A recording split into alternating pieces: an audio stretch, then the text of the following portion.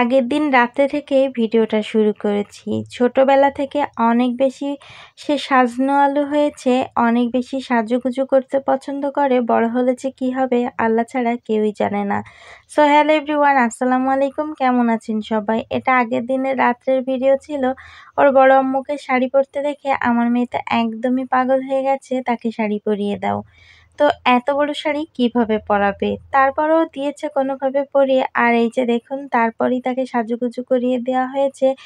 এখন এই তো অনেক সকালবেলা আমি প্রথমে কাপড়গুলো ভিজিয়ে দিয়েছি, এসে দেখি সে কান্না করছে।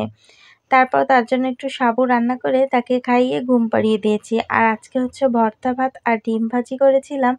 সেটা দিয়েই সকালের নাস্তাটা সেরে নিয়েছি। এরপর এই তো সোজা দুপুরে রান্না করতে চলে এসেছি।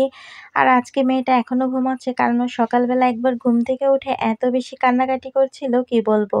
কালকে রাত্রে একটু দেরিতে ঘুমিয়েছে, আর ইদানিং যেন রাত্রে একদমই ভাত খেতে চায় না। আর ভাত না খেলে না ও সকালের দিকে একদম কান্না করতে করতে ঘুম থেকে ওঠে।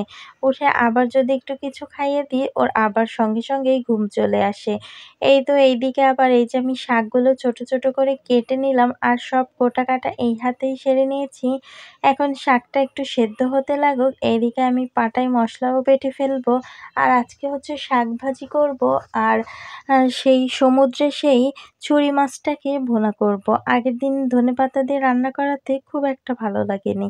তো যাই হোক, ওইদিকে শাকটা সেদ্ধ হচ্ছে, এদিকে আমি শাকটাকে বাগার দেওয়ার জন্য পেঁয়াজ, রসুন আর কাঁচামরিচটা ভালো করে ভাজি করে নিচ্ছি। এর ভেতরে এই তো শাকটাও দিয়ে দিলাম, আর অনেকটা সময় ধরে নাড়াচাড়া করে নেব।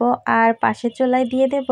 শাকটা পাশের চুলায় ভাজি হতে থাকুক। এইদিকে আমি এই তো শাকটাও ভাজি করা হয়ে গেছে, এখন তরকারিটাও বসিয়ে দেব। তো যাই হোক, পাটায় বাটা মশলা দিয়ে তরকারি রানলে না খেতে যে কি ভীষণ ভালো লাগে কি বলবো। এজন্য হাজারো কষ্ট হলে আমি চেষ্টা করি পাটায় বেটে মশলাটা রেডি করার। আর আমার মেয়েটা যে কি পরিমাণ যন্ত্রণা করে রান্না করার সময়, সেটা যদি ক্যামেরার পেছনে আপনাদের দেখানো যেত তাহলে বুঝতেন।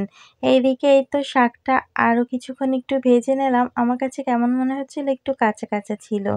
তো যাই হোক, শাকটাকে নামিয়ে ফেলেছি, আর এদিকে মশলাটাও ভালো করে কষিয়ে নিয়েছি। এখন মাছগুলোকে দিয়ে আরও কিছু সময় ভালো করে কষিয়ে নেব।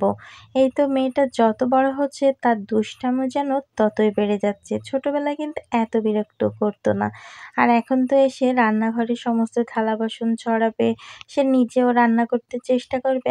আর ওইগুলো যদি আমি নিষেধ করি, তারপর তো সে আমার পা ধরে কোলে ওঠার জন্য খুব চেষ্টা করে। আর আগুনের কাছে তো ওকে নিয়ে একদমই রান্না করা যাবে না। পায়ে যদি তেল ছিটে লাগে তাহলে কি একটা অবস্থা হবে বলুন তো। আজকের ভিডিওটা এই পর্যন্ত। সবাই ভালো থাকবেন। আল্লাহ হাফেজ। আসসালামু আলাইকুম।